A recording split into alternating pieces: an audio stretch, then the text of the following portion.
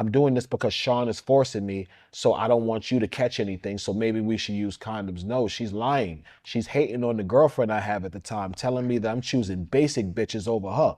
That don't sound like no victim to me, my dude, when you jealous because the male escort you paying got a girlfriend he want to see more than you. You know what I'm saying?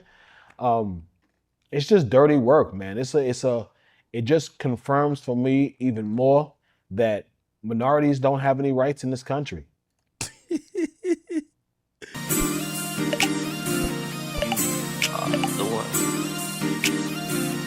Some people are kind of like, taking aim at the doc to say it is a propaganda piece, which means it's not necessarily just a unbiased presentation of Diddy's character. Touré, journalist back in the day, he actually put out something where he is explaining the Diddy doc, and they use some of his content, so that's why it's actually very important, Chad. They use some of his content in the documentary, and he was able to try to give some insight, and he actually said that he doesn't believe that. He believes they have repurposed the message or the other things that was involved in the doc. Let me try to play a little bit of it right here. That I am very briefly in show us two very different perspectives that combine to create the not guilty verdicts on the big charges. This one is a fan. She liked day 26. But you can see the glitter in her eyes from being around Puff. It's like she went to a concert. That's a fact. She's definitely a fan. Shorty's a fan. I knew she was a fan of Diddy. And that's the thing about, jury trials. It's almost impossible to eliminate maybe being starstruck. I thought about that with the Milagro and Meg Thee Stallion case. Like, it got to be somebody that's on that jury pool that knew Meg, that probably didn't know Milagro. And probably somebody that knew Diddy that, not saying they didn't care for the victims, but once she said that there was a few things that Diddy said, matter of fact, I'll pull it up real quick. She was like, yeah, there's a few times we both laughed at the same thing. Like, we kind of, and I'm like, wait, if you're the juror and you're trying to have a moment in there with Diddy, like, come on now, bro. Come on now. Give me 1 second. Here it is.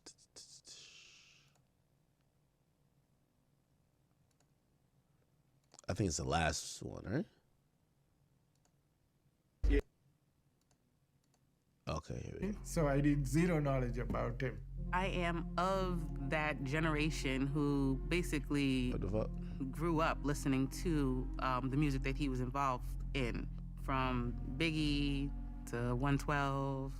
I even like Day 26. Yeah, this is the person. I wasn't like a personal fan of his.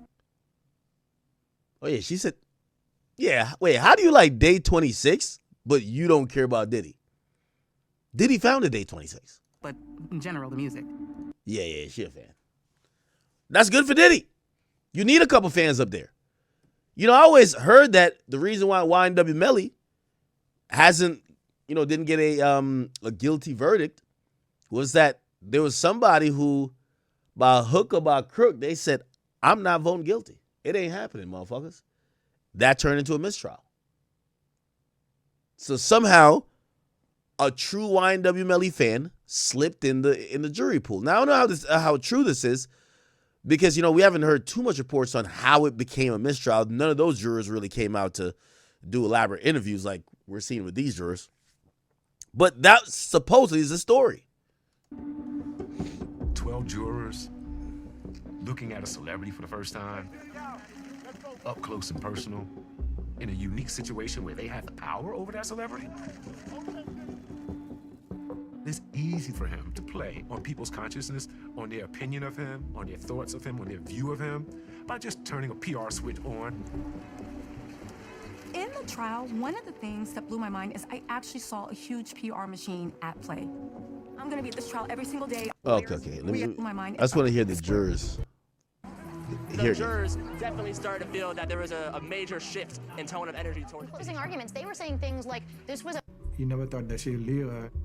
So it's like both hands clapping together. You cannot. This thing was an old school player. That nigga was an old school player, chat. Word. Because he said he could realize that Diddy and Cassie, he know he had some toxic hoes back in the day. He had some toxic hoes back in the day. And he said he found that both of them were kind of into this together. Clap with one hand, the both hands like this, then you get the noise. Do you believe that Sean Combs is a violent person?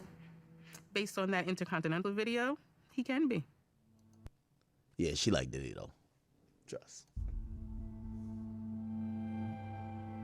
Unforgivable, honestly. You can't beat that small girl like that the way he did. The defense was smart to say, hey, it's not against the law to be a bad person. You can say he was a terrible person.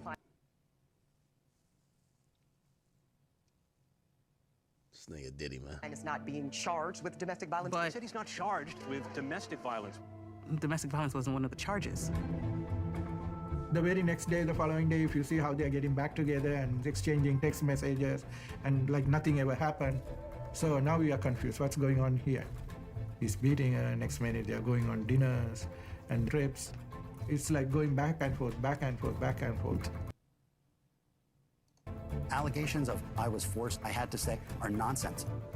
She could have done whatever she wanted to do. That's my answer. I mean, if you don't like something, you completely get out. You cannot have both ways. Have the luxury and then complain about it.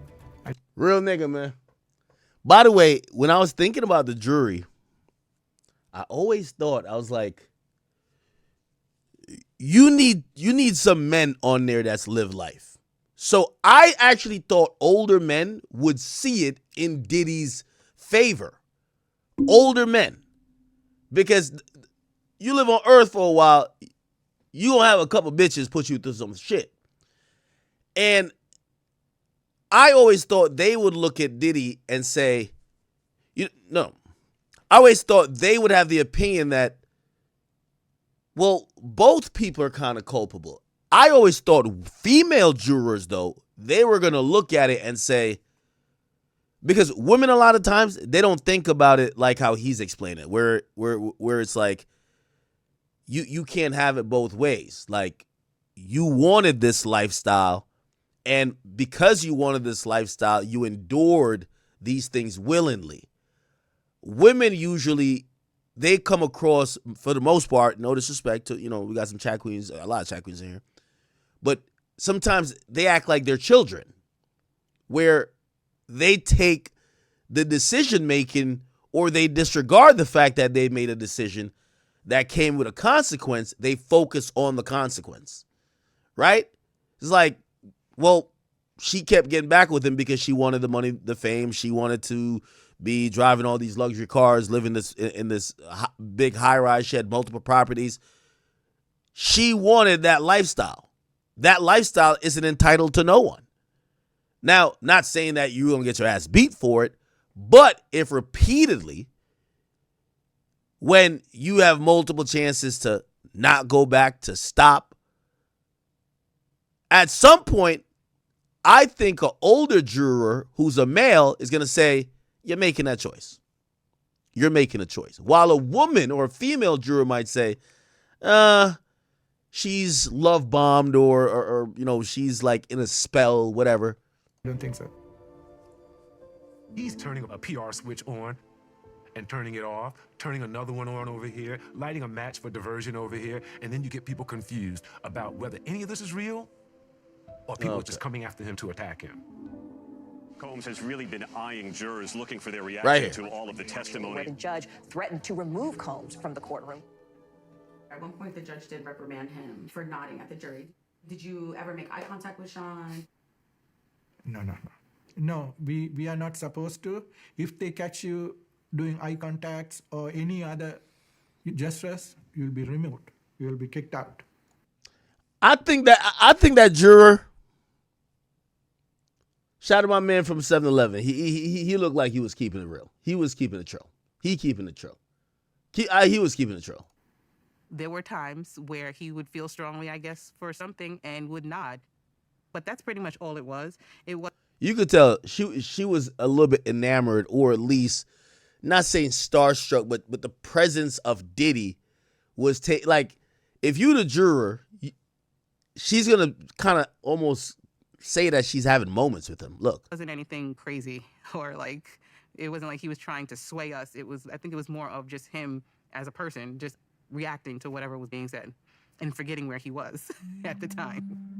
It's funny because I remember that nod watching Making of the Band. Like, he would do that often. I think that's just his go-to.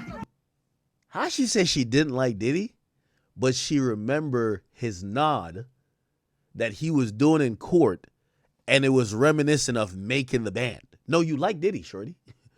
Now, I'm not complaining. And I know Diddy ain't complaining, because they should have got you off the jury pool if you have any type of. I'm pretty sure they should have asked those questions. Hey, did you ever watch like his reality shows, his TV shows? You ever bought an album? Somehow she was able to say, no, I've never done that. Yet she's very familiar with him. She said she remembered the nod he's doing in court. It's interesting. At the time. It's funny because I remember that nod watching Making of the Band. Like, he would do that often. I think that's just his go-to. If he felt it was something that he wanted, I guess, approval on, he would look towards us and be like, yeah, she was eyeing that nigga down. You heard that? And sometimes look over to us like, can you believe they said that? In his facial expressions. Right here. And this is where I know, first of all, I think she let Diddy fuck. But right here, where she remembers a specific moment where they almost have the same, they have a shared reaction. And if you're the jury, it was funny to see, because I had the same facial expressions that he did at times when it was something that someone said, and it's like, that didn't make much sense. Like, what? I think the biggest one I remember was when Capricorn Clark said something about being kidnapped. Jurors heard the emotional testimony from Capricorn Clark. She alleges the music mogul kidnapped and threatened her. Clark described her relationship with Combs as, quote, complicated. Everything that I said in It's hard to believe. I think the whole juror, the room felt that question mark pop up. I'm watching them as they relate to him. I think they all kind of had a like for Puff. Of course. What the fuck? And by the way, you know, this is why I say, like, again, Diddy's team is a hell of a team. And this is why they have to take what they did as a victory, even though he did subsequently go to prison for a little bit. Diddy showed up. You know, I had Lauren Conlon on, obviously, on the stream. And she was talking about Luigi Mangione. We going to actually get into that, some Luigi Mangione stuff, because the body cam video of him getting arrested is actually out. But Luigi Mangione, he shows up to court, very dapper down, tailored suits, this and third. He ain't richer than Diddy. Diddy got it all. Diddy got the bread. But Diddy showed up to court, and Diddy, I think by design. Now, granted, you're not going to get all that shit to make your beard still gray. So, obviously, you're going to see, he looked like an older man. He looked a little rotund, which means he looked a little, you know, he didn't look like the guy that was walking with his robe on, like, kind of like shoulders out, ready to slap a bitch. He ain't look like that. He wore the Clifford Huxtable sweaters. You know what I mean? And that made him look more like a docile, older gentleman that probably was getting persecuted, rather than, imagine if he was going in there with those Tom Ford, you know, 3-piece suits with the fucking pockets squared, just like, you know, kicking it with the cufflinks. Nah, it's not gonna look good. It's not gonna look good. You show up to court looking like Vince McMahon. You know, hell no, it ain't gonna look good. So he showed up, played a part, look a little rotund, look a little fell off, Wait till the last 6 months before he get out of jail. Diddy gonna come out with a 6-pack, man. Like, he ain't gonna come out fat. Like, But he looked the part and dressed the part to not look as menacing. And then, of course, he probably was, looking at the jurors and shit like that, probably, just doing one of these, I think that's fair game. Whenever they looked over at Puff, it was like buddy buddy. They were starstruck. I never looked at him once. But every time I caught the glance of him in the corner of my eye, he would make me cry. I cried a lot. Anybody want to hear that, man? Anybody want to hear that shit? Now, there is a lot of shit going on, chat. And what's going on is, I wasn't done playing the Touré thing, right? Excited to share moments with him, to look at him during the trial, to feel the same things as him, to see him doing the same nod that he did during making the band. She's won over by the fame, and I'm sure that's part of why some of these jurors voted not guilty. Which is essentially what this man is saying. Why didn't she just leave? She explained that her career was... There's a post where he's talking more about the doc. What happened to Kim? Oh, I think it's the big I just got to talk about one moment in the Diddy doc. That's how real it is. I think somebody's trying to kill me. I'll be waking up paranoid. I'll be really scared. I just be paranoid. So I did that interview. He's talking to me. The doc places this right before Peterson Auto Museum, March 9th. But you know what? We did that interview on the first album. That's him talking about the street, not the game. That's him talking about, I'm afraid of getting knocked off on the street. The first time I interviewed him, we were sitting in the hallway of his building, and if anybody started walking up, somebody from the crew would go down with a hammer. Who's that? Big said to me, I am afraid of the street. But I gotta be out here. I gotta live. I gotta show him my music. I gotta show him I'm not afraid. But I am definitely afraid. But the doc makes it like that bite about his fear relates to the Big Pac situation and his fear ahead of going to LA. He may have been afraid because he knew that he was in danger being in LA in that moment, but that clip is way out of context. It's from years earlier. I just got to talk about one moment in the Diddy doc. Okay, so he's basically saying he did an interview with Biggie years before the feud with Pac. And Biggie's talking about, yo, listen, shit, the streets is crazy. And it was him talking generally about fear. However, in the doc, it's kind of meant to be like, and they do paint a good picture like, oh, Biggie really didn't want to go to LA and like Puff forced it. And subsequently, he went and obviously died.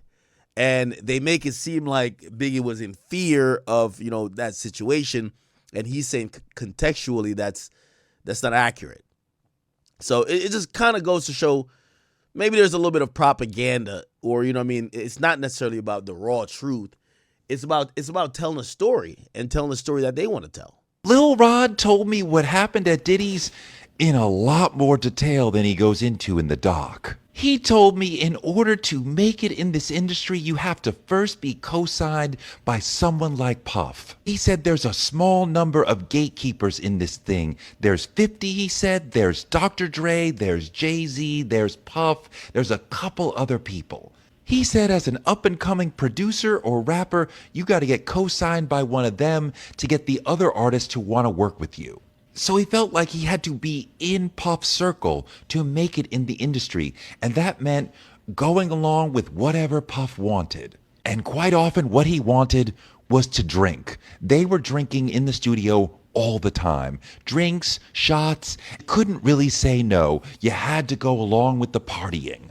But sometimes those drinks, those shots were laced. Aubrey O'Day talks about possibly being graped without knowing it. And that's what Lil Rod is talking about. He took a drink, and then hours later, he finds himself in the bed with Puff, and his butt hurts. And he's like, I don't know what happened because I was out of it, but I know what happened because I'm not stupid. But again, he felt trapped. The people around Puff are always saying they felt trapped. He's trying to get into the music business. He's working with Puff, and he's done all these songs on the Love album, hasn't been paid, hasn't gotten any credit.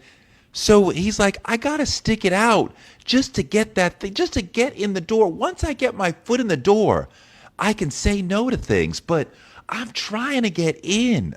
Puff was great at taking advantage of people who wanted to be in the circus so bad they would do whatever. And you can sit at home and say, I would never have done that. And you wouldn't have. And 99% of people wouldn't. But there are people who would do anything. All right. I think that's the only thing he had insight on. If the Diddy doc is 50's attempt to destroy the image of Diddy even further, he missed the main thing. The doc spends a lot of time trying to get us to believe that Puff unalived Pac. After years of hearing this story, I still don't buy it. He announced to a room full of people, over 40 people, if you get Pac and Suge, I'll give you $1 million. When Pac beats up Orlando, of all people, Keefy D's nephew, they say, oh, now is our perfect opportunity to do that thing that Puff told us to do. Let's apply Occam's razor. What is more likely, that this happened because of a record executive from New York or the gang situation in LA? But if you really want to make Puff look bad, you should be talking. Occam's razor is basically the most likely scenario is probably what happened, right? So it's like don't be thinking about the least likely scenario to make it fit. If it sounds like it that's what's happened, until you have proof that that's not what happened, go with that.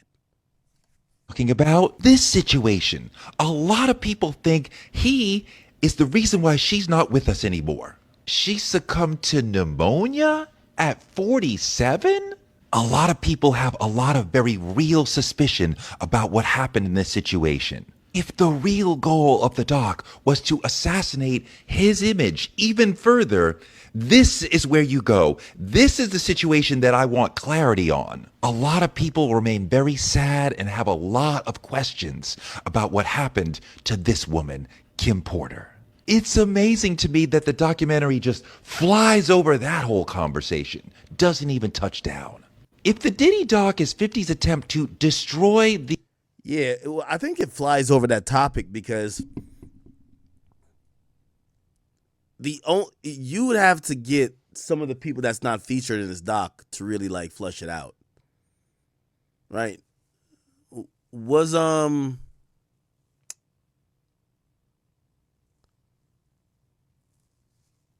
trying to think of some of the people that would be around at that time. It didn't feel like they did too much investigation on this. It definitely was more centered around drumming of the narratives around the Tupac stuff. But I think that this was just outside their realm. I don't think the family was going to turn on them.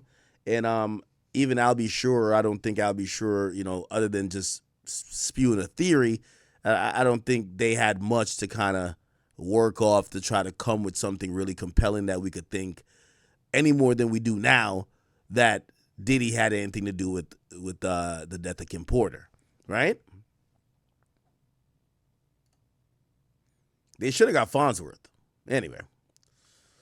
Okay.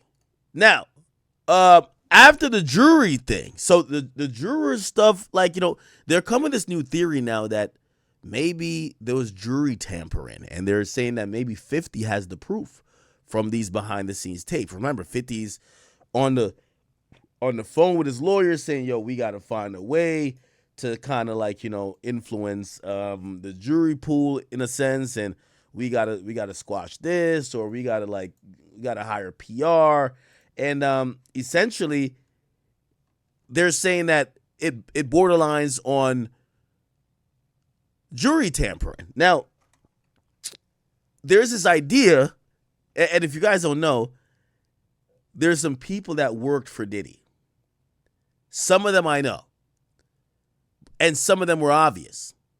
First of all, Diddy's lawyer was Tenny Garagos, one of them.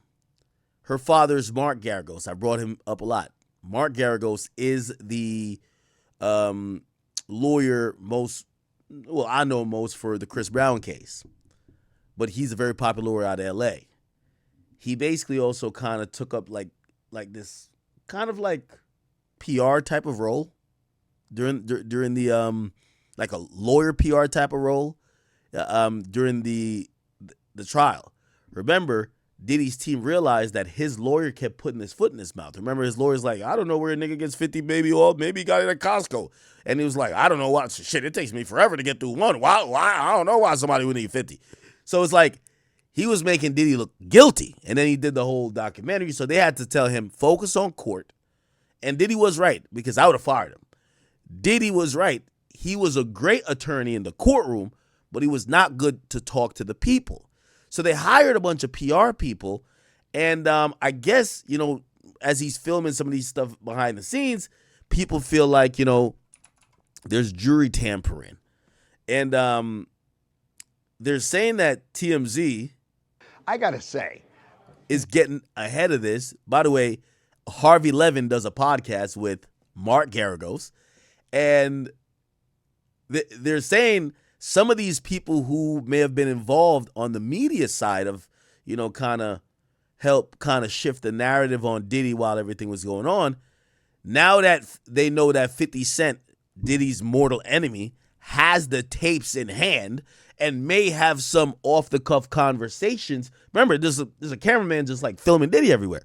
He might have been like, yo, TMZ, man, yo, run that story on that bitch Cassie, man. Run that shit, man. Run it. Now, I'm not saying that's what happened, but we're seeing people kind of move a little bit different because they now realize all Diddy's conversations was taped leading up to his arrest. So check this out. And they're also thinking about jury tampering. Here we go. This is awful that Diddy owes his life to Mark Agnifilo, literally his life, because he could have gotten life in prison were it not for Mark Agnifilo, his defense lawyer, who had a brilliant strategy.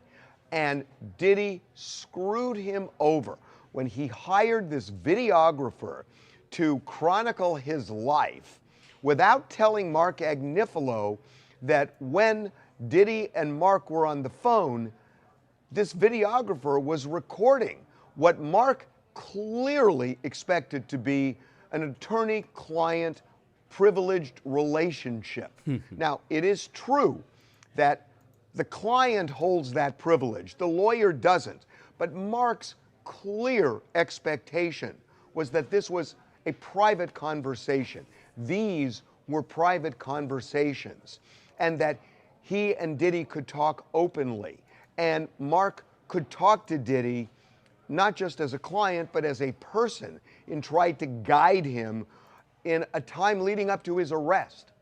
And unbeknownst to Mark Agnifilo, Diddy has got this guy recording the conversation as he's sitting there saying, you are screwing the... By the way, he's not talking about Garagos on this one. He's talking about Agnifilo. But by the way, Garagos was kind of, it was weird how they brought him on. But yeah, as I said, Diddy's paid for a lot of lawyers, a lot of PR. This up, you are messing up this case, we're losing. And knowing that that's on tape, and it's almost like he's performing for the camera and not telling Mark what's going on. And the really enraging part about it is that Mark Agnifilo won this case for Diddy with legal strategy. It wasn't just an accident that this jury that had heard all of this in the news before the trial voted not guilty on all the serious charges. It was Mark Agnifilo that did that. Yet Diddy secretly records this guy and embarrasses him. And yeah, you could say, well, Diddy never expected that it would end up being broadcast somewhere else. Well, okay, but Diddy was planning on using it, or he wouldn't have had it recorded in the first place. So it's just really, really unfair. And I know that in a way this sounds crazy, that I'm getting so upset about Diddy, and yet there's video of Diddy beating Cassie. Well, that's horrendous, but that doesn't mean you can't. Yeah, I actually disagree with Harvey on this. You're a celebrity lawyer. You're getting paid millions. Yes, Diddy, who, yes, he's a little bit pompous. He was thinking, I'm going to beat this shit. I'm going to, come out victorious. I'm going to film myself going through these moments. And if I am successful, as I think I will be, I will get to use what I want. I don't know how we're mad at Diddy for, obviously it's not a smart idea to film yourself, but he didn't put it out. The only dumb thing he did is that I think he should have paid for the footage, that the footage never came out. Look at something else as well.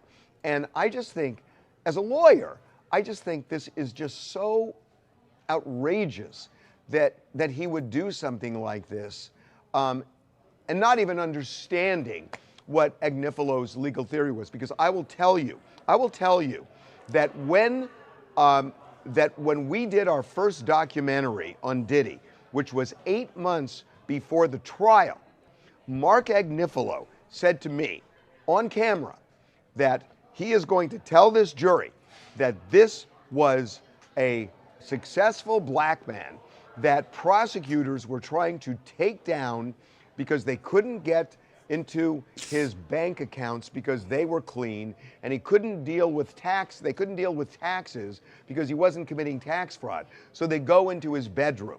And that's what Mark Agnifalo said 8 months before. And he goes into the trial, and he must have bought 1,000 bottles at Costco. And a lot of people just slammed him for that and said, how dare you? You're being disrespectful. The baby oil is the smoking gun in this case. Agnifalo knew all along that the baby oil was Diddy's best defense, because when Agnifalo got before that jury in closing arguments, he looked at them and he said, well, the feds came in with their armor and artillery and guns, and what did they do? All right, Harvey. Shout out to Harvey, though. That's the guy, but...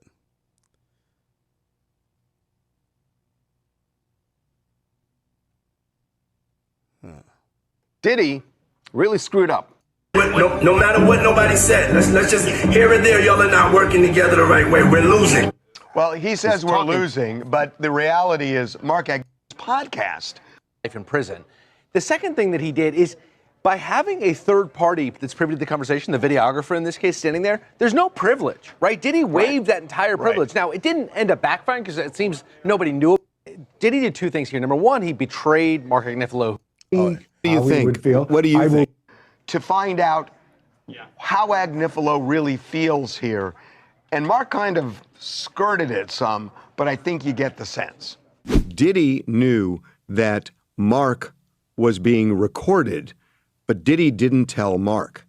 Does Mark feel betrayed by Diddy? I've not talked to Mark about it. What do you think? Would feel. What do you think? think? I will tell you, I'll just tell you, if it was me, I would be more than a little upset. I was more than a little upset when the client didn't know and I was being recorded. I mean, there was a while there where I was meeting clients under bridges, freeway bridges, because I was PTSD over it. So I think as a lawyer, it is one of the most inviolate oaths that you take to protect the client confidentiality and the client privilege. So I don't know. I haven't talked to Mark, but if I were Mark, I would be out of my head. Out of my head. It's incredible. Diddy did two things here. Number one, he betrayed Mark Agnifalo, who, to your point, did so much for him. Obviously, without Mark Agnifalo, may very well be spending the rest. It seems Diddy and his team were very upset when they found out that this footage was part of the Okay, so it's not really a big deal. I feel like they're doing a lot over nothing. Okay. All right. Is there anything else? I'm trying to see if there's anything else with this. Probably not. Well, I guess there is. So, remember this guy? Clayton Howard. He's the guy who's suing Cassie. He claims Cassie gave him an STD. He claimed that he was emotionally, and he actually accuses Cassie of sexually assaulting him. He told a story of, he said Cassie had him fuck her on her period, and he felt embarrassed. By the way, this was him talking about the lawsuit. The heavyweight champion of the world. Cassie is Cassavelli. Cassavelli. If she came out with another album, it should be Cassavelli, the last OG, whatever. Because Cassie this was a masterful Hell Hath No Fury Like a Woman Scorn. She double did. And see, this is why she messed up. She won when she got the money. She should have took that money and she should have moved to fucking Europe. 48 laws of power. Yes. Once you win, you stop. Listen to me. When to stop. Look. Once me and you go at it. Those men may feel they don't have claims. They may nasty work. And it compels me even more to be the one to seek justice against her, because somebody has to do it. Right. She manipulated dozens of men. Okay, some of those men may feel they don't have claims. They may still be so infatuated with her that they're not making the connection. This guy makes the connection. I didn't know about these other guys. And if I didn't know about these guys and you were flying me all over the state based on the same thing you just did to Sean Combs, you're a co-conspirator. So if the government won't grant me my right as a legitimate victim of this cribbo conspiracy to hold you accountable, you know who will let me? The civil courts. And that's the only remedy for a private citizen when the prosecutors won't help you, is the civil court. So this is why I sued her. I can prove she was a part of this conspiracy. Hell, she basically confessed to it on the stand. Why would no one want to hold her accountable for it and still support her like she's a victim, knowing she manipulated dozens of men? Well, look, I have tweets going back months that... Okay. Now, before I get into the latest filing, I don't know if y'all remember this.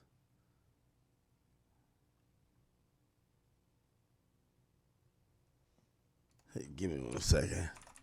I just want to refresh y'all memory of some of these stories. I thought this nigga was just lying at first. Shit, I still think that he capping a little bit. But he is very detailed. She still had unprotected sex with me, and that was the strange part for me. I didn't want to have unprotected sex with her. I wanted to put a condom on. But she insisted on it. She told me she was on birth to put a condom on. But she insisted on it. She told me she was on birth control now, so we didn't have anything to worry about. She seduced me into telling me it had been months and she was missing me and all of this other stuff. So I succumbed and I had unprotected sex with her again. But when I left, I remember thinking to myself, for her to just get pregnant and be crying and saying it was so traumatic to go back and do this again, I lost a lot of respect for her after that. That's when I really started to look at her like maybe she was just a slut. And I don't mean that with any disrespect. Then he tells a story of how Cassie gave him chlamydia, bro. Check this out, dog. Update on that and explain to the people why you suing Cassie. Well, I'm suing Cassie because once I became aware of how vast what she was doing was, and I was able to connect the fact that I probably caught chlamydia because she was sleeping with dozens of men lying to me. And I learned a lot more about the law. I realized that for years she manipulated me by promising me money I never got, and basically just overselling a situation that she knew because I was in a less than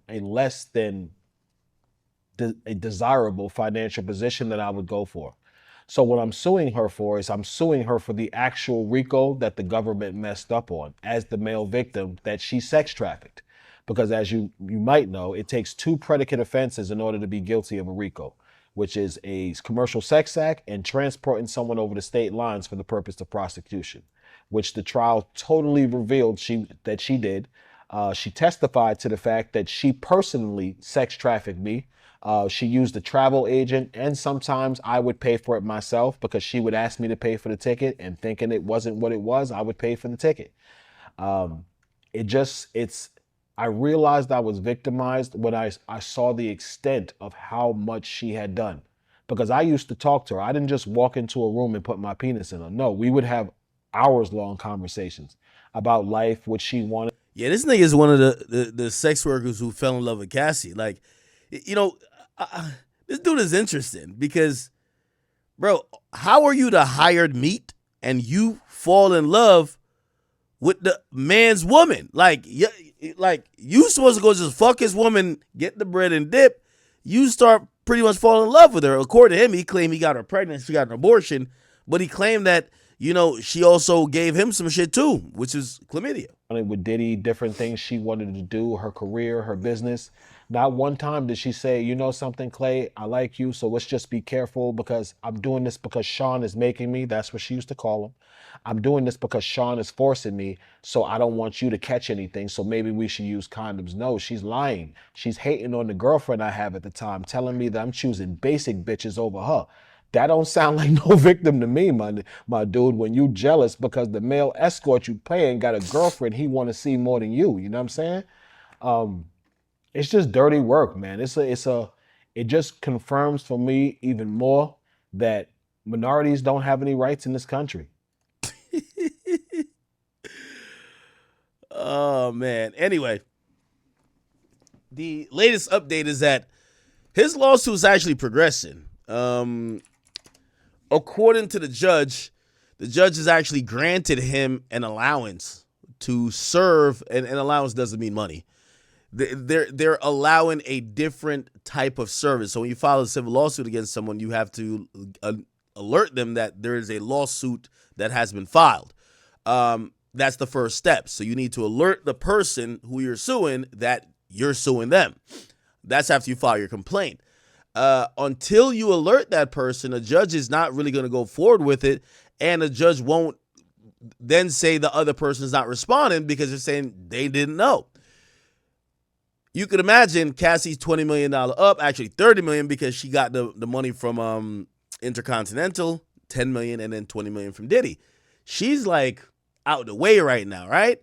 And, you know, obviously she's probably ducking and dodging cameras and any type of interview. She wasn't even featured in a documentary. And Clayton Howard, I don't know how he got some bread to like do this, but like he got the lawsuit going and he's been trying to serve her. Now, at a certain point where you can't serve someone or the judge, you know, you got to go back to the judge a couple times with it. Be like, yo, we tried. We went to their house. We went to where their vehicles are registered to. We went to their place of employment. We went to, like, you know, you got to do some shit. The judge will eventually grant that the person could be served through alternate means. What does that mean? Yo, just go there and tape the fucking shit to their doorbell. They got to come home sometime if they're never home. What else? They might be like, yo, that person said they got 5 different properties. You don't know where they're staying at, but they're a person of note that, you know, is in a hip hop circle. Well, publish it in a big platform and you could serve them by the press. Let them find out through the media that they're being sued.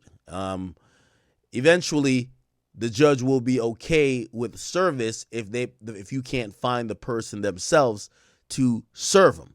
So now the judge in that case is saying, yo, y'all haven't handed the paper to Cassie.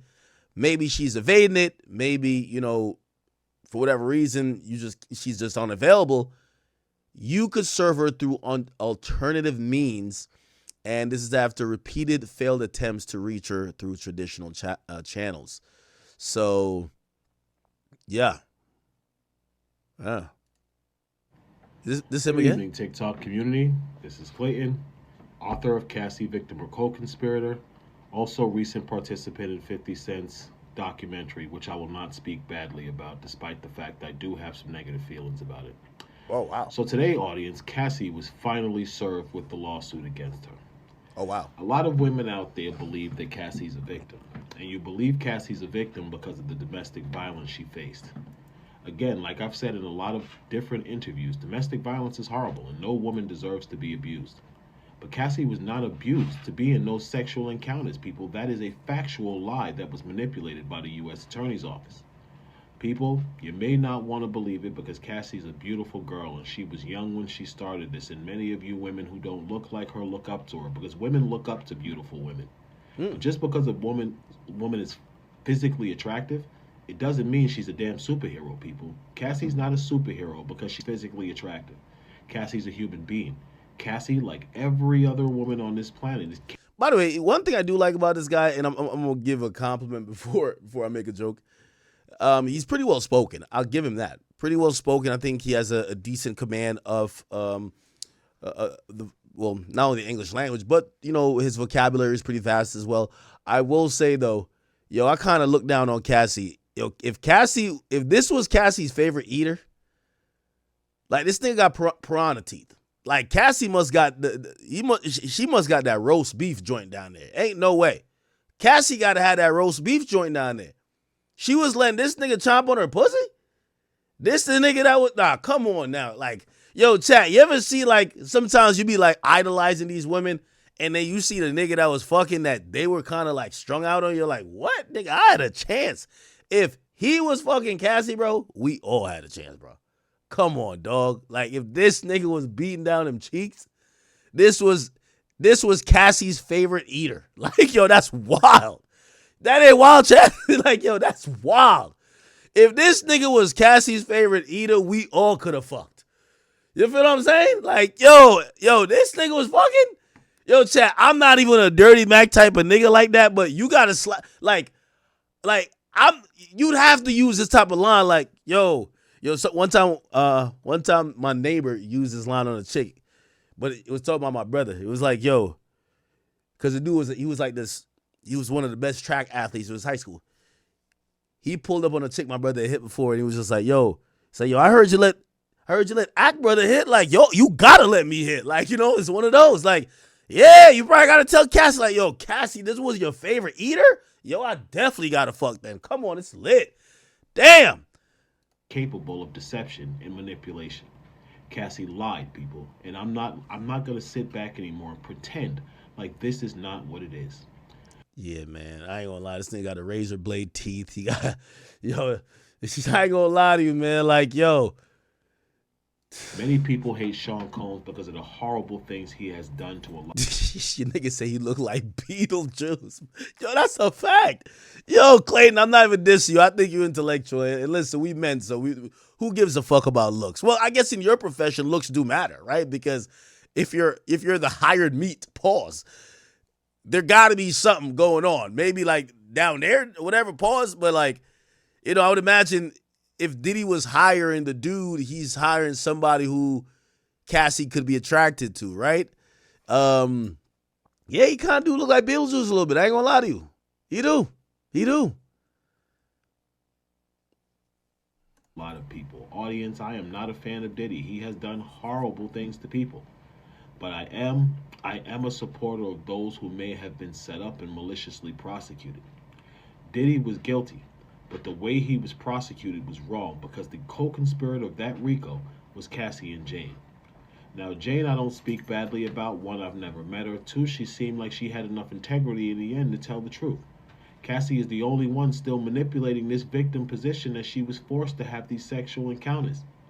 Cassie was in love with Diddy. Cassie wanted to be the girl who showed Diddy that she was willing to do anything for him. People, I know this, I was there. For every woman who wants to go into my DM and you want to tell me why Cassie was a victim, stay the hell out of my DM. Because, baby girl, let me tell you something. # you wasn't there. You can't tell me about Cassie's victimhood when you weren't even there and you've never even met the woman. And oh, man.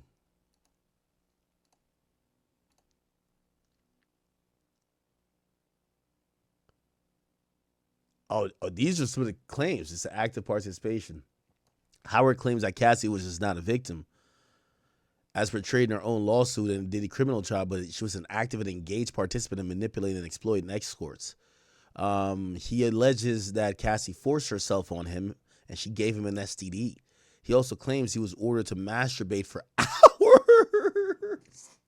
causing physical injury. Nah, chat, that's hilarious. Yo, chat, that is yo, that's like, what's that called, gooning or edging or whatever? I don't know what it is, bro. Yo, if you ever had to, you ever had one of them long days? I know it's TMI, but you ever had one of them long days on Pornhub? You on like the 90th page, bro? Like, you just can't find that one position from the right bitch, you know what I mean, that gonna do it for you. Nigga, you've been stroking your shit now for like 25, 30 minutes. Every time you look up at the clock, the minutes are going by like this. Yo, at some point, your shit is rock hard, nigga. This shit, yo, my nigga, at a point, it should start feeling sore. Pause. You know what I mean? Like, I guess that's the injury he's talking about. The nigga said he jacked off till he injured himself. Like, yo, this is crazy, bro. Yo, he said he jacked off till he injured himself, dog. This is wild, bro. Yo, this nigga said he was ordered. I ain't gonna lie. Jacking off for hours don't even sound fun, though. I can't lie to you. No way. Jacking off for hours does not sound fun. Jacking off for hours does not sound fun, bro. Jacking off is like a quick type of thing. Pause. For hours? No. I can see sex for hours. Obviously with some breaks and shit like that. I can see sex for hours. Jacking off for hours is wild, bro. Hell nah, bro. Hell nah. So here's the abortion claim. He alleged that he got her pregnant during one encounter and she aborted the child without his consent or knowledge. Manipulation. He states that Cassie embraced Diddy's power and used it to manipulate him into participating in these encounters. I think that's actually a decent claim. He's basically saying, yo, yeah, just like how Cassie was claiming that Diddy had all this power and it was able to manipulate her, we got manipulated through Cassie using an extension of Diddy's power to manipulate us. Damage is sought. Damn, he won $35 million in damage, along with full recovery for past and future medical expenses and mental health treatment costs. What? Violence is not a get out of jail free card like Monopoly, where you can get that card, get out of jail free, and still collect $200. No, just because a man put his hands on you don't mean you couldn't have been a drug dealer. Just because this man put his hands on you don't mean that you willingly didn't kill somebody. Just because a man put his hands on you doesn't mean you are not a scammer. Just because a man puts... Yo, why this nigga... Yo, I'm still stuck on this nigga saying he jacked off for hours and had an injury, bro. Yo, that's wild. His hand on him don't mean a woman can't be a hoe who likes large members and likes to sleep with a bunch of men. People, the probably the most damaging thing I'm about to say that people are not going to like is this. Audience, Cassie was a hoe. Cassie was a hoe who liked to sleep with guys who were good in bed, and I was one of those guys. It's a shame that I am being attacked. Yo, I'm going to keep it a beat with you. He's good at playing victim, but I will say this. Yo, this guy right here, I don't even think he's pro Diddy. I don't even think like he like, oh, nah, man, why'd y'all do that to Diddy? I think he one of them niggas is like, yo, it's no way you about to bust down $30 million and not give us none. Fuck that. Fuck that. Like, even when you hear him tell the stories, like, remember he said he was telling a story, he was with his chick, and he was just like, yo, Cassie gets on the phone. She calls me. She says, yo, whatever, I got 5 bands for you. I said, you got 5 bands? I left my girl. I went to go get that money. Like, he was always about the money. He's the type of nigga, like, I felt like if Diddy put 20 bands on the table, he would have fucked Diddy. He's a money guy. You gotta, if you heard his stories, it was always driven about the money. Remember when him and the other, like, escort used to be, like, doing joint interviews? He would say it. Like, he would say how much money he got and brag, basically saying, yeah, I got thousands. I don't know how you got hundreds. He was, like, he's a money guy. And all of these women want to make it so. The probably the most damaging thing I'm about to say that people are not going to like is this. Audience, Cassie was a hoe. Cassie was a hoe who liked to sleep with guys who were good in bed, and I was one of those guys. It's a shame that I am being attacked, and all of these women want to make excuses for a woman who is a whore. Cassandra Ventura was a whore. She may not be a whore anymore. She grew up, she grew out of it. People change. It's okay. But that time of her life, she was a whore. She liked to have schmecks. She liked to schmuck Enos. She loved all of that, people. She used to do it for hours, and Diddy did not make her. The only thing Diddy used to make her do was stop when she was going too long, and that's the damn truth.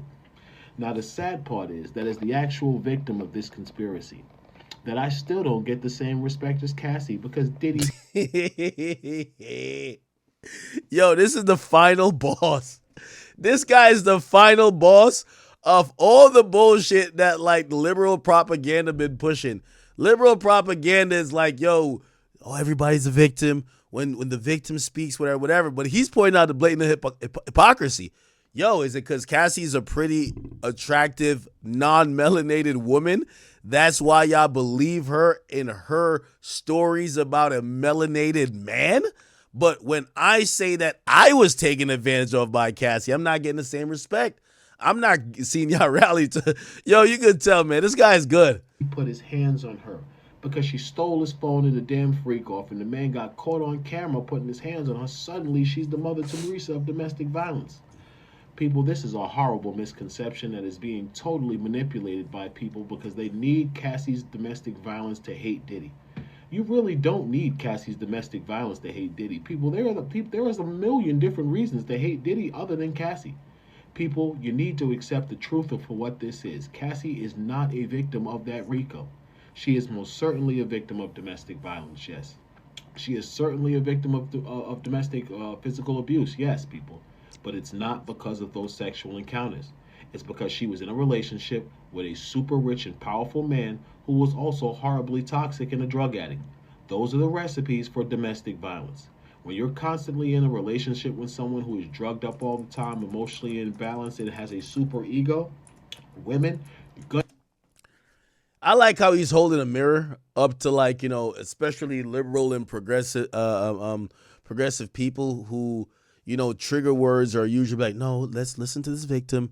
And he's like, no, I'm demanding the same amount of respect and the same amount of like, hey, y'all should want to support me, Sue and Cassie, right? And we all know on that side of the world, it's like everybody's a victim. So now he got a whole TikTok channel going in. Okay, people, continuing my series of speaking the truth with regard to the matters that I know and that I was involved in. I am Dave, or Clayton, here to talk about some of the things that people really wanted to know about the Sean Combs trial and the relationship between Cassandra Ventura and Mr. Sean Combs. The biggest question I see in all my DMs, the biggest, I want to say, comment sector, are women who keep using the excuse that Cassie was drugged, and in her drugged state, she did all of these things because Diddy was drugging her. Well, audience, I need to tell you something that many of you are not going to want to believe, but it is the truth, and I can tell you this truth because I was there for almost 8 years. Are you ready? Sean Combs, not once did he ever drug Cassandra Ventura. What? I never saw him force her to take any drugs. I never even saw him to compel her to take drugs. The one thing I can remember several times I did see was him try to stop her from taking drugs and taking so many drugs because, unfortunately, women out there, you're not going to want to hear this, but Cassie liked to get high. Oh, yeah, Cassie liked to get high. She liked to smoke weed. She liked to take Molly. She liked to take ecstasy. She really liked to sniff ketamine. And these were the drugs and choices that she was, from my experience, always engaging in.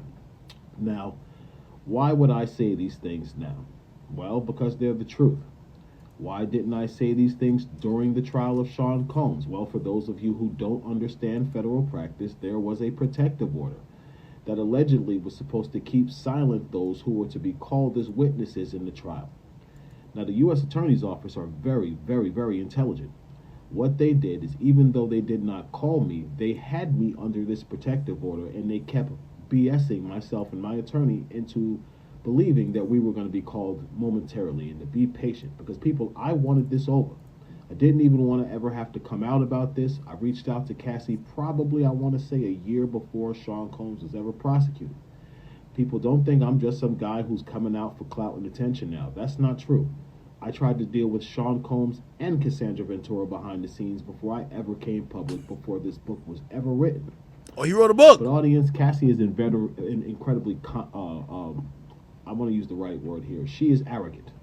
She believes because she has been able to manipulate the U.S. Attorney's Office and the general public into believing she's a victim of these RICOs based off these domestic violence, that she's going to be able to lie her way out of this. And unfortunately for Cassandra Ventura, audience, Clayton Howard's not going to let that happen. See, the true victim of those RICOs was myself. Now, people might say that I got paid, but let's do some comparison here. I got a couple of $1,000s to fly. See, I told you, he bought that bread from Miami, I want to say New York to California, from New York to Miami a few times. Okay, it's paid sexual work. The truth about the life of Clayton Howard at that time, people, is that I had a girlfriend and I was in a committed relationship, and that's the truth. You know, it said I was a sex worker, and yeah, unfortunately, when I was released from prison many years ago, I needed money, and you know, I was in excellent shape. I was propositioned by women. I referred to myself as a schmex worker because it was the truth, people. If I received money from a woman to have schmex with her, that's what that makes me. But people, I didn't advertise as a schmex worker because the truth is you can't. It's illegal. I think he's avoid saying sex because he's on TikTok. I advertised as a massage therapist who was giving people massage, and I'll tell you the truth. In the course of doing that, I was propositioned by dozens of women because I had a great body. I still do. I wear clothes now. I'm a little smaller, but I have an excellent physique. So because of this, in these rooms, because I had gifted hands with women and I was very cool, I got propositioned by women.